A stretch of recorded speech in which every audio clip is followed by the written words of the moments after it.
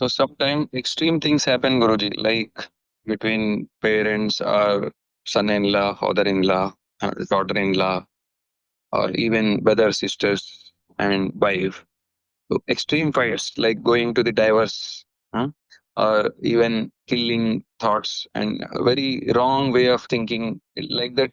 We don't want, but situations are created like that. It happens means mind thinks too much and puts into action. So in such cases, so extreme energy loss and disturbance happens.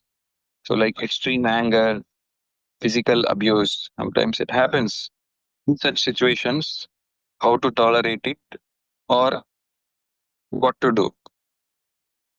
In such situation, there is it's only one outcome. You must leave that spot. You must go away from that. Because when everything is burning, you cannot throw the water to cool them. So you get out from that. And moment you get out, because you are the nucleus around that which is happening everything. When the nucleus is not there, everything gradually will come down. When they come down, then they will realize that something went wrong and they will try to rectify. Even if they are not able to rectify it, because they will always blame others, they will not blame themselves. Because the moment you start blaming yourself, then the problem is not there. Because everyone has the egoism.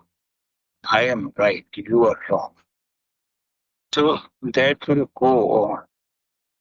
So you go out from the scene, and with time, everything will come down, and the situation will not be rectified unless the person who is doing it, he wants to reform self.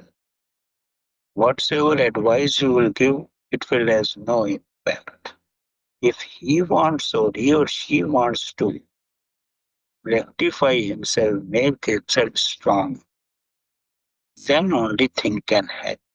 Because if he is in ignorance, he is a lack of knowledge. By saying nobody can accept it, you have to change yourself. Yourself has to be changed. Your consciousness has to be changed. So that's the reason any change is not easy unless one himself wants. Suppose you want to change yourself. So how much effort you have to put? If other fellow doesn't want to change it, so your advices, your saying, your preachings will not have any impact. So for you, it's better to leave the scene, and others, you just cannot. And they have to suffer in a long run because every action has equal and opposite reaction. Reaction will come. It's really because reaction has some inertia to come. In nature, there's a lot of inertia.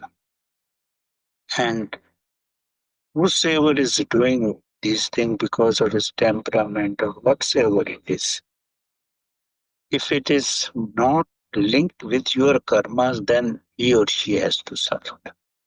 If it is linked with your karmas, for you it's better to tolerate. It's a very delicate line to understand. It's linked with your karma or she is creating. For you, it's better not to involve. Come out from that because sometimes it is your prarabdha, past karmas, and prarabdha cannot be changed unless you go through it. So accept your prarabdha, don't try to rectify them, and leave in the hands of God. Because you have not done anything wrong. You know from your heart you have not done it wrong. Reaction comes when you think the reaction has come, no problem. It's law of nature, but you give immediately that case so that the reaction not get more like a fire should not spread. These are very complex things to handle where people when you live with the ignorant people. It's very difficult. Ignorant people will not understand when you live with the animals, they will harm you some way or the other. And you cannot control them. You cannot control this gun with this hold. So better leave that is and let them suffer because of their own. If your prarabdha is there, you analyze from depth of your heart. Are you in mistaken? If you think you are not is mistaken, then it's your prarabdha. If it's prarabdha, you have to tolerate it, you have to bear it. It's not.